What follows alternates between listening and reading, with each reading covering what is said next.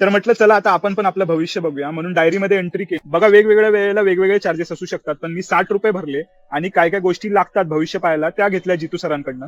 तर यामध्ये मला काय काय भेटलं तर 2 मेणबत्त्या, काही अगरबत्त्या आणि खाकी कलरचा कागद भेटला. आता प्रोसेस तुम्हाला सांगतो. तर पहिलं काय करायचं, मुख्य देवतेच्या पुढ्यात ह्या ज्या 2 मेणबत्त्या आहेत ना त्या पेटवायच्या. त्यानंतर अगरबत्ती पेटवून त्यांना ओवाळायचं चायनीज पद्धतीने. त्यानंतर 3 ते 4 वेळा त्यांच्यासमोर परत एकदा नतमस्तक व्हायचं. त्यानंतर बाजूला ती घंटा दिसते, ती घंटा वाजवायची, ड्रम वाजवायचा.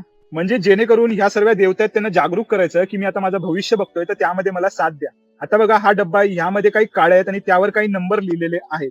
तर आता ही भविष्य बघण्याची आहे ना 3ऱ्या शतकामधली पद्धत आहे. हलवायची आणि त्यातील एक काडी पडणार. पण मी हलवता हलवता सर्वच काड्या खाली पडल्या. म्हणजे काय तर बोनसमध्ये सर्वच भविष्य बघून टाक असं देव म्हणतोय की काय असं मला वाटायला लागलं. पण नंतर परत एकदा प्रयास केला आणि त्यानंतर एक काडी खाली पडली. आता त्या काडीवर जो नंबर आहे तो सध्या तरी इंग्लिशमध्ये आहे. पूर्वी तो मॅन्डरिन म्हणजे चायनीज भाषेमध्ये असायचा. तो 36 नंबर माझा होता. त्यानंतर परत एकदा पाया पडायचं आणि बाजूलाच बघा तिथे अशा छोटे छोटे चिटोरे लावलेले आहेत. तर त्या चिटोऱ्यांवर नंबर सुद्धा टाकलेले आहेत. त्यापैकी 36 नंबर काढायचा आणि त्या स्लिपवर इंग्रजी भाषेमध्येच तुमचं भविष्य काय असेल ना ते लिहिलेलं आहे. ते तुम्ही वाचू शकता. इथे मी काय तुम्हाला वाचून दाखवणार नाही नक्की माझ्या भविष्यामध्ये काय आलं ते. मी स्वतः जाऊन ट्राय आणि टेस्ट करा म्हणजे तुम्हाला कळेल.